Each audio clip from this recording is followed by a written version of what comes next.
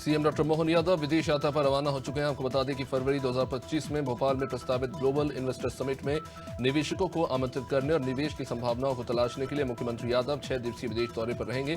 इस दौरान उनके साथ उद्योग और सूचना प्रौद्योगिकी विभाग के अधिकारी भी रहेंगे। सीएम डॉक्टर यादव ने कहा कि उम्मीद करते हैं कि बड़े पैमाने पर निवेशक मिलेंगे।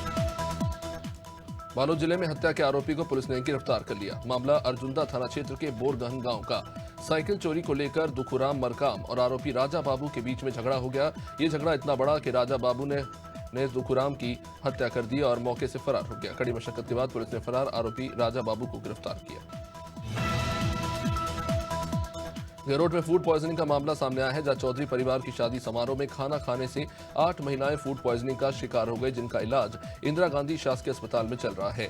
फूड पॉइजनिंग के शिकार और भी संख्या बढ़ने की संभावना जताई जा रही है। दरअसल नगर में शुभम का एक शादी समारोह चल रहा था। कार्यक्रम खत्म होने के बाद दूल्हा दुल्हन की स्वागत की तैयारी थी। इसी बीच लोग बीमार पड़ गए। फतेहपुर जिले के नहर कॉलोनी में भारतीय किसान यूनियन की मासिक बैठक हुई। इसमें किसानों की क्षेत्रीय समस्याओं, डीएपी खाद की कमी और समितियों से मिलने वाले बीज की किल्लत पर चर्चा हुई। इस बैठक में महिला किसानों के संगठन को मजबूत करने के लिए जुझारू नेता ममता गुप्ता को महिला जिलाध्यक्ष चुना गया, तो वही भाकियू के जिलाध्यक्ष अशोक उत्तम ने 26 नवंबर को बंदकी तहसील से किसान यात्रा निकालने की बात कही। जशपुर पुलिस ने कार्रवाई करते हुए बेशकीमती सागौन की लकड़ी की तस्करी करने वाले तस्कर को गिरफ्तार कर लिया। वहीं पेड़ काटने वाला मजदूर अंधेरे का फायदा उठाकर मौके से फरार हो गया। दरअसल देर रात कुनकुरी थाना इलाके में प्रभारी सुनील सिंह को सूचना मिली कि कुंजारा जंगल में वनों की अवैध कटाई चल रही है। पुलिस और वन विभाग की टीम ने वहां पहुंचकर घेराबंदी की और तत्काल वहां से तस्कर पंकज यादव को पकड़ लिया। प्रयागराज में आने वाले महाकुंभ के आयोजन को लेकर जूना अखाड़े ने मेला क्षेत्र में धर्म ध्वज की स्थापना की। संतों ने वैदिक मंत्रोच्चार के बीच धर्म ध्वज पर तिलक और फूल अक्षत चढ़ाकर उसका पूजा किया। पूजा के बाद धर्म ध्वज को विधिवत मेला क्षेत्र में स्थापित किया गया। इस मौके पर अखिल भारतीय अखाड़ा परिषद के अध्यक्ष महंत रविंद्र पुरी ने कहा कि महाकुंभ में आने वाले श्रद्धालुओं को किसी प्रकार की दिक्कत नहीं होनी चाहिए। मुख्यमंत्री डॉक्टर मोहन यादव की पहल पर जेंडर आधारित हिंसा की रोकथाम के लिए जागरूकता अभियान हम होंगे कामयाब 25 नवंबर से 10 दिसंबर तक चलाया जाएगा। महिला बाल विकास मंत्री निर्मला भूरिया 25 नवंबर को Kushabhau Thackeray international convention centre में सुबह 10 बजे इस अभियान का आगाज करेंगी। अभियान के तहत महिला सुरक्षा संवाद विषय पर कार्यशाला होगी।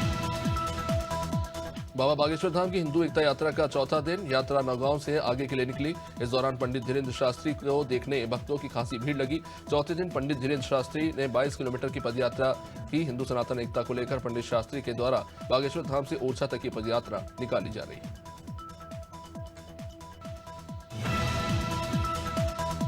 उत्तराखंड में निकाय चुनाव को लेकर अब सरगर्मियां तेज हो गई है। बीते 1 साल से प्रदेश के निकायों में प्रशासक सारा कामकाज देख रहे हैं, क्योंकि नए बोर्ड के गठन को लेकर समय से चुनाव नहीं हो पाए।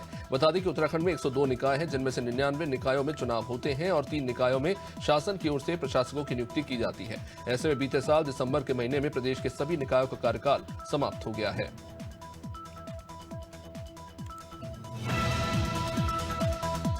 प्रधानमंत्री नरेंद्र मोदी ने रविवार को मन की बात रेडियो शो के 116वें संस्करण में स्वामी विवेकानंद की 162वीं जयंती, एनसीसी दिवस, गयाना यात्रा, लाइब्रेरी जैसे तमाम मुद्दों पर अपनी बात रखी।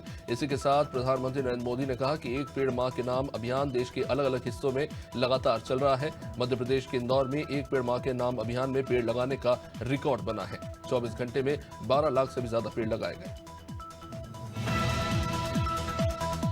बदायूं के दातागंज थाना क्षेत्र के गांव मूड़ा में एक टैक्सी कार निर्माणाधीन पुल से नीचे जा गिरी। हादसे में टैक्सी सवार 3 लोगों की जान चली गई है। बता दें कि मृतक गाजियाबाद से टैक्सी कार हायर करके जिला शाजापुर जा रहे थे। वहां मौके पर मौजूद ग्रामीण टैक्सी में फंसे युवकों को निकालने में जुटे रहे। पुलिस को बाद में इसकी सूचना दी गई।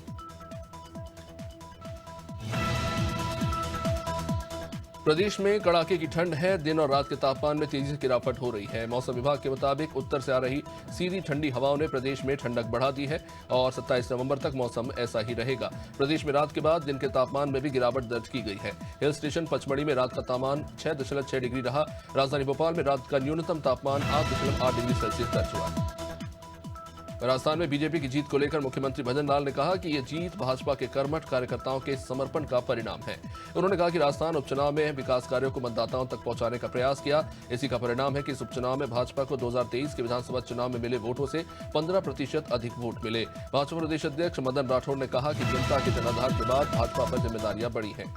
वहीं रायपुर दक्षिण सीट में बीजेपी की जीत को लेकर वरिष्ठ विधायक अजय चंद्राकर का बयान आया।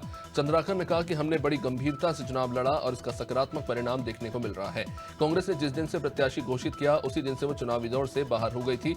महाराष्ट्र चुनाव पर कांग्रेस के आरोपों को लेकर चंद्राकर ने कहा कि कांग्रेस का झारखंड के मामले में कोई ठोस आरोप नहीं है। प्रधानमंत्री मोदी ने मन की बात के 116वें एपिसोड को संबोधित किया। मध्य प्रदेश के बीजेपी प्रदेश अध्यक्ष विष्णुदत्त शर्मा ने भी पीएम मोदी के मन की बात को सुना। वहीं नवनिर्वाचित बूथ अध्यक्ष और सदस्यों का भी उन्होंने सम्मान किया। बीजेपी प्रदेश अध्यक्ष वीडी शर्मा ने बूथ क्रमांक 192 में कार्यकर्ताओं के साथ पीएम मोदी के मन की बात को सुना। उन्होंने कहा कि पीएम ने विकसित भारत में युवाओं की बड़ी भूमिका की बात कही। संभल जामा मस्जिद में सर्वे के दौरान पथराव हो गया। ये बवाल इतना बढ़ा कि पुलिस ने पहले आंसू गैस के गोले चलाए और फिर लाठीचार्ज भी करना पड़ा। हालात बेकाबू होते चले गए। गलियों में जगह जगह पथराव होता रहा। उग्र भीड़ ने कई गाड़ियों को चला दिया। डीएम और एसपी बाद में मौके पर पहुंचे। मुरादाबाद से डीआईजी मुनिराज भी बाद में मौके पर पहुंचे थे। उत्तर प्रदेश के उपचुनाव और महाराष्ट्र विधानसभा चुनाव में करारी शिकस्त के बाद मायावती ने ऐलान कर दिया है कि उनकी पार्टी अब कभी उपचुनाव नहीं लड़ेगी।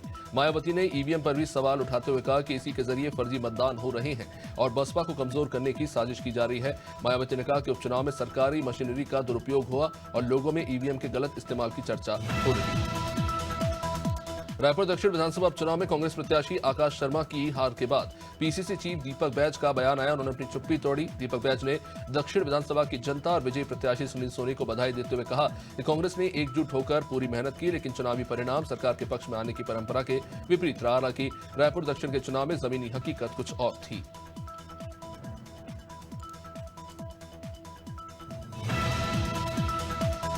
उपचुनाव के नतीजों के बाद अखिलेश यादव से मुलाकात करने जा रहे सपा कार्यकर्ताओं को सीतापुर पुलिस की ओर से रोकने का मामला सामने आया है।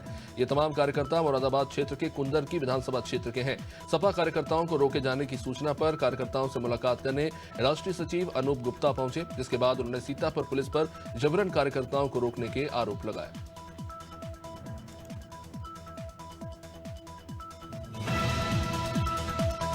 उत्तर प्रदेश में हुए 9 सीटों पर उपचुनाव के नतीजों के बाद सपा मुखिया अखिलेश यादव ने बीजेपी पर निशाना साधा। उन्होंने कहा कि जब शासन प्रशासन ही दुशासन बन जाए तब चीरहरण कौन रोकेगा। उन्होंने कहा कि 90% लोग के हाथ पर स्याही नहीं लगी, आम वोटर का वोट नहीं पड़ा और बाहरी लोगों ने धांधली की। अखिलेश ने बूथ कैप्चरिंग का भी आरोप लगाते हुए कहा कि लोकतंत्र में सच्ची जीत लोक से होती है, तंत्र से नहीं। राजधानी भोपाल में नियमितीकरण से 7 मांगों को लेकर प्रदेश के अंशकालीन कर्मचारियों ने तुलसी नगर स्थित आंबेडकर पार्क में धरना दिया। आपको बता दें कि कर्मचारी कलेक्टर दर से 10,000 रुपए वेतन देने, 10 लाख ग्रेच्युटी देने, नियमित करने से तमाम मांगों को पूरा न होने पर सरकार से नाराज चल रहे हैं। मंच के अध्यक्ष अशोक पांडे ने बताया कि अंशकालीन कर्मचारियों को पूर्णकालिक दैनिक वेतनभोगी बनाया जाना चाहिए। देहरादून में द साबरमती रिपोर्ट फिल्म में मुख्य कलाकार की भूमिका निभाने वाले प्रसिद्ध अभिनेता विक्रांत मैसी ने सीएम पुष्कर सिंह धामी से शासकीय आवास में मुलाकात की। इसके बाद सीएम धामी ने विक्रांत मैसी के ही साथ द साबरमती रिपोर्ट फिल्म देखी। इसमें बीजेपी के तमाम मंत्री, विधायक और पार्टी कार्यकर्ता शामिल रहे।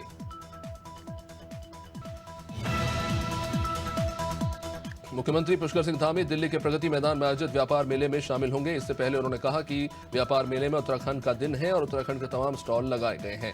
सीएम धामी ने कहा कि वहां पर ज्यादा संख्या में उत्तराखंड के स्थानीय उत्पाद प्रदर्शित किए जा रहे हैं। साथ ही उन्होंने कहा कि तमाम स्वयंसेवी संस्थाओं और मातृशक्ति की ओर से इन उत्पादों को प्रदर्शित किया जा रहा है। जिनिया में संजय नगर निवासी कालू केले वाले के यहाँ एक बकरी ने अनोखी एक बच्चे को जन्म दिया। बकरी का बच्चा अजीबोगरीब दिख रहा है। इस बच्चे की 2 आंखें तो हैं, लेकिन इनमें पलकें नहीं और वह झपक भी नहीं सकता। मुंह से जीभ बाहर निकली हुई है, साथ ही दोनों आंखों के बीच में कोई गैप नहीं है। हैरानी की बात यह है कि इस अजीबोगरीब बकरी अभी भी जिंदा है। और चांदपुर में मुख्यमंत्री आरोग्य स्वास्थ्य मेला कैंप में डॉक्टर नदारत पाए गए। बता दें कि जलीलपुर प्राथमिक स्वास्थ्य केंद्र में हर रविवार को मुख्यमंत्री आरोग्य स्वास्थ्य मेले का कैंप लगता है। इस मेले में मरीजों को मुफ्त में दवाइयां दी जाती है, लेकिन आज इस स्वास्थ्य मेले में कोई भी चिकित्सक मौजूद नहीं रहा। ये कोई पहला मौका नहीं है जब स्वास्थ्य मेला बिना चिकित्सक के आयोजित होता रहा। इससे पहले भी कई बार ऐसा हो चुका है। यूपी के फतेहपुर जिले के सदर कोतवाली क्षेत्र के तेलियानी ब्लॉक परिसर में बने पुरानी जर्जर बिल्डिंग को तोड़कर नया बनवाने के लिए मजदूरों को लगाया गया। हालांकि बिल्डिंग को तोड़ते समय अचानक जर्जर बिल्डिंग की पूरी छत नीचे ढह गई, जिसके चलते काफी सारे मजदूर मलबे के नीचे दब गए। घायलों को अस्पताल में भर्ती कराया गया, जिनमें से एक मजदूर की मौत हो गई। प्रयागराज के यमुनानगर घरपुर थाना क्षेत्र के उभारी ग्राम प्रधान पति के ऊपर गांव की ही रहने वाली एक महिला ने छेड़खानी का आरोप लगाया। प्रधान पति के ऊपर लगाए गए आरोपों को लेकर ग्राम प्रधान कार्यालय पर गांव के सैकड़ों लोगों ने इकट्ठा होकर एक बैठक भी की। हालांकि ग्रामीणों की माने तो राजनीतिक द्वेष के चलते ये आरोप लगाए गए हैं। ग्रामीणों ने ग्राम प्रधान पति के द्वारा किए गए विकास कार्यों की जबकि तारीफ की। सिंगरौली जिले में रविवार को बड़ा हादसा हुआ। लगाडोल के गोपद नदी में पिकनिक मनाने गए एनसीएल नेहरू चिकित्सालय के 3 डॉक्टर समेत 5 लोग हादसे का शिकार हो गए। परिवार रविवार को पिकनिक मनाने लंगाडोल के गोपद नदी के देउर घाट पे था, जहां 13 साल की बच्ची प्रेरणा ट्यूब के सहारे तैरते हुए गहरे पानी में चले गई और उसे बचाने की कोशिश में 5 लोगों की डूबकर मौत हो गई। पीलीभीत संभल में तनाव के बाद पीलीभीत में पुलिस ने फ्लैग मार्च किया और शहर के संवेदनशील स्थानों का भ्रमण किया। बाजार और भीड़ भाड़ वाले इलाकों में जाकर सुरक्षा व्यवस्था का पुलिस ने खुद जायजा लिया। एसपी अविनाश पांडे के निर्देश पर सीओ सिटी दीपक चतुर्वेदी और सीओ ट्रेनी शुभम पटेल ने भारी पुलिस बल के साथ शहर की सुरक्षा व्यवस्था का जायजा लिया।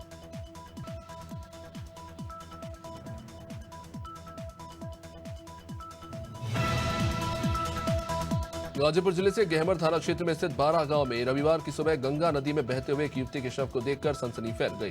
ग्रामीणों से युवती के शव की सूचना मिलने पर पुलिस वहां मौके पर पहुंची और शव को बाहर निकाला। युवती की उम्र लगभग 24 साल बताई जा रही है। हालांकि पुलिस ने आसपास के लोगों से युवती की शिनाख्त करने की कोशिश की, लेकिन अभी तक सफलता नहीं मिली है। युवती के बारे में कुछ भी पता नहीं चल पाया है।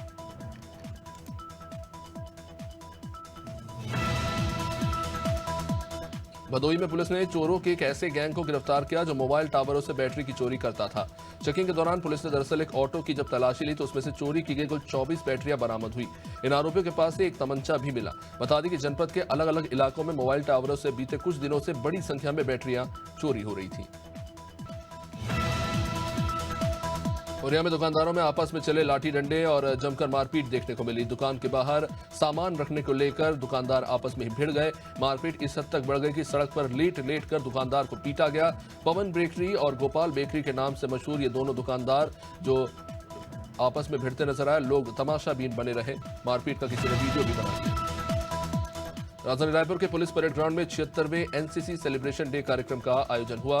मुख्यमंत्री विष्णुदेव साय भी इस कार्यक्रम में शामिल हुए। उन्होंने एनसीसी परेड की सलामी ली और इसके बाद सभा को संबोधित किया। उन्होंने कहा कि एनसीसी की परेड देखना बेहद सुखद अनुभव है। एनसीसी युवाओं का चरित्र निर्माण करता है। एनसीसी में बालिकाओं की भूमिका भी बढ़ रही है। ये छत्तीसगढ़ के लिए खुशी की बात है।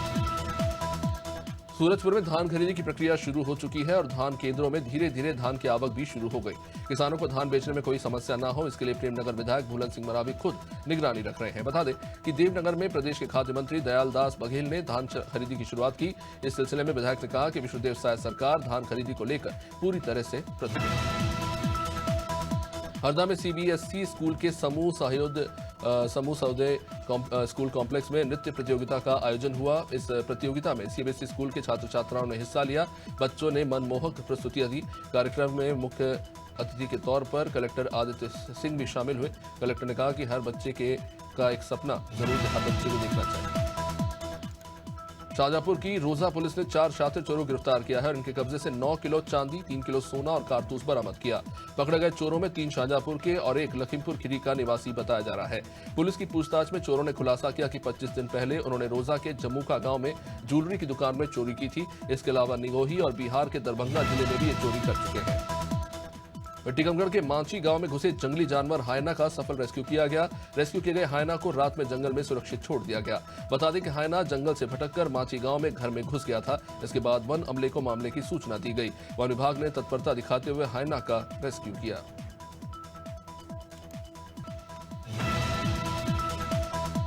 मेरुंदा तहसील के पांडिया गांव में इलाज के नाम पर धर्मांतरण कराने के आरोप बजरंग दल कार्यकर्ताओं ने लगाए। दरअसल हर रविवार को एक घर में प्रार्थना होती थी जहां बड़ी संख्या में लोग पहुंचते थे। बजरंग दल के कार्यकर्ता गोलू खेती ने आरोप लगाया कि पांडलिया के खेत में बने मकान में सैकड़ों की संख्या में गरीब आदिवासी बीमारी के इलाज कराने के लिए प्रार्थना में आते हैं, लेकिन वहां पर धर्मांतरण हो रहा है।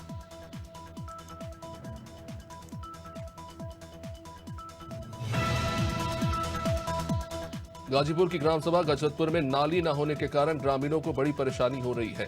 दर्जनों घरों का गंदा पानी उनके घरों में ही जमा हो जाता है।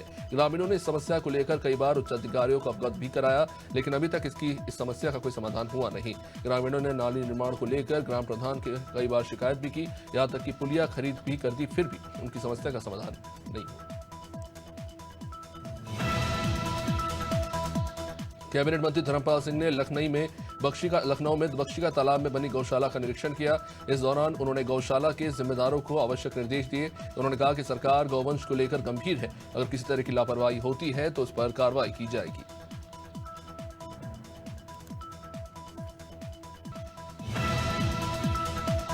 शहडोल में हाथियों के उत्पात से परेशान ग्रामीणों ने धरना दिया। दरअसल ब्योहारी वन परिक्षेत्र की ग्राम पंचायत आखेटपुर और उसके आसपास के लगभग 5 गांव में हाथियों का उत्पात 15 दिनों से जारी है। हाथियों ने किसानों की फसलों और घरों को भी नुकसान पहुंचाया, लेकिन इसके बाद भी वन विभाग की तरफ से कोई कार्रवाई नहीं की जा रही।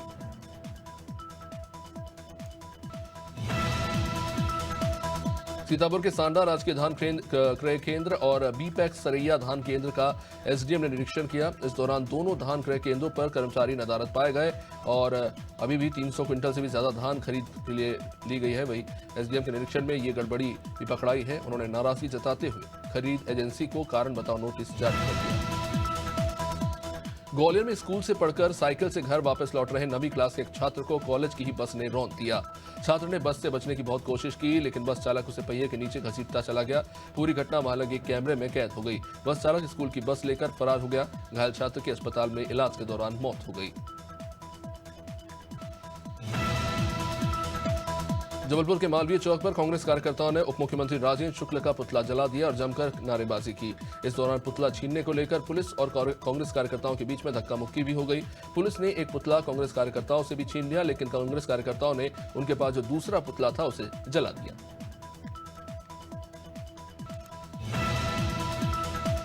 नारायणपुर में जिला स्तरीय बस्तर ओलंपिक प्रतियोगिता का समापन हुआ। इस कार्यक्रम में उप मुख्यमंत्री विजय शर्मा शामिल हुए। इस दौरान खिलाड़ियों को उन्होंने संबोधित किया। डिप्टी सीएम शर्मा ने कहा कि जिला स्तरीय ओलंपिक में जीतने वाले खिलाड़ियों को 5 से 10 दिसंबर के बीच सम्मानित किया जाएगा। बता दें कि जिला स्तरीय बस्तर ओलंपिक प्रतियोगिता का शुभारंभ 22 नवंबर को किया गया। 2 दिवसीय इस प्रतियोगिता में जिले के खिलाड़ियों ने बढ़ चढ़कर हिस्सा लिया। भारतीय कप्तान रोहित शर्मा बॉर्डर गावस्कर ट्रॉफी के लिए ऑस्ट्रेलिया रवाना हो गए। उन्हें देर रात मुंबई एयरपोर्ट पर देखा गया। रोहित ने 5 मैचों की टेस्ट सीरीज के पहले मुकाबले से ब्रेक लिया था। रोहित की गैर मौजूदगी में पहले टेस्ट में तेज गेंदबाज जसप्रीत बुमराह ने टीम की कप्तानी की।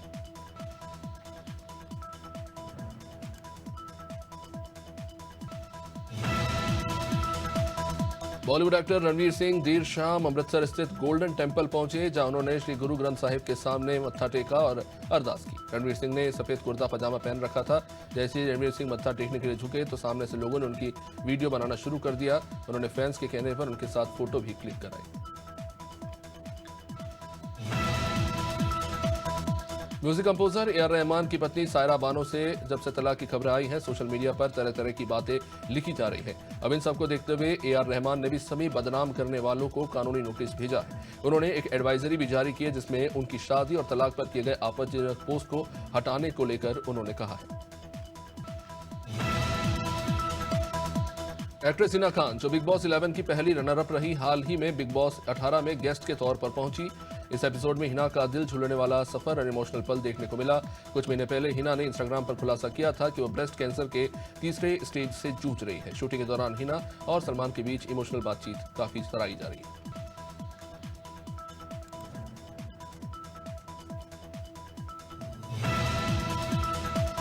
Central board of film certification ने हाल ही में बच्चों के लिए फिल्म रेटिंग सिस्टम में कुछ बदलाव किए हैं। सीबीएफसी की ओर से यूए कैटेगरी में 3 नई रेटिंग श्रेणियों को जोड़ा गया है। इन बदलावों का उद्देश्य माता पिता को यह निर्णय लेने में मदद करना है कि कौन सी फिल्म उनके बच्चों के लिए उपयुक्त है। सीबीएफसी अब नए अपडेट के तहत यानी यूए 7+, यूए 13+, यूए 16+ और एडल्ट कैटेगरी में फिल्मों को सर्टिफिकेट जारी करेगा।